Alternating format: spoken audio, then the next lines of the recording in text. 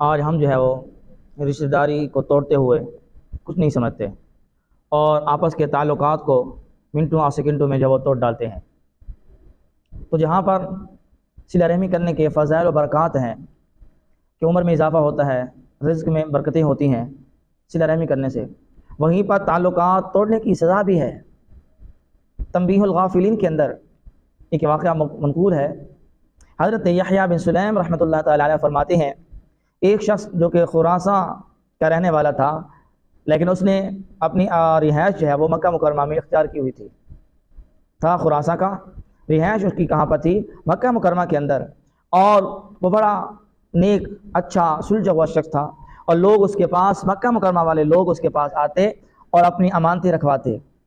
اور ایک مرتبہ ایک شخص نے اس کے پاس جو ہے وہ 10,000 اشرفیہ امانت رکھوا کر اپنی کسی ضرورت کے تحت سفر پر چلا گیا، مسافر ہو گیا۔ اب وہ چلا گیا، اب جب سفر سے واپس لوٹا تو واپس آیا تو وہ شخص جو خراسانی شخص تھا، جو کہ مکہ مکرمہ میں رہائش پذیر تھا، لوگوں کی امانتیں رکھتا تھا، اس کی امانت اس کے پاس 10,000 اشرفیہ تھیں، تو یہ لینے کے لیے آیا تو پتہ چلا کہ وہ تو فوت ہو چکا ہے۔ تو لوگوں سے، اہل و عیال سے، گھر والوں سے، ان کے دوست و احباب سے، ملنے والوں سے، تمام سے اس نے پتہ کیا اپنی امانت کا، تو سب نے جو ہے وہ لا علمی کا اظہار کیا۔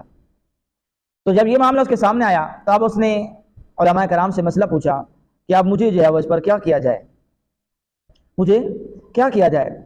تو علماء کرام نے اس کو مشورہ دیا کہ روایات کے اندر آتا ہے کہ مسلمانوں کی روحیں جو ہیں، ایک مقام پر یہ بھی آتا ہے کہ مسلمانوں کی جو روحیں ہیں وہ آب زمزم میں رہتی ہیں۔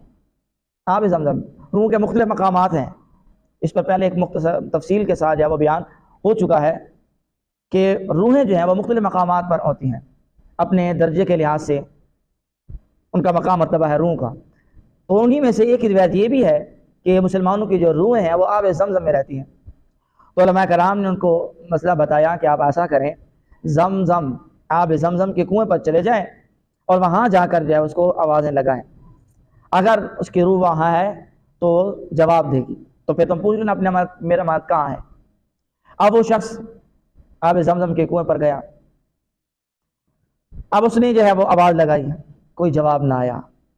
3 راتیں وہ جاتا رہا، آوازیں لگاتا رہا، کوئی جواب نہ ملا۔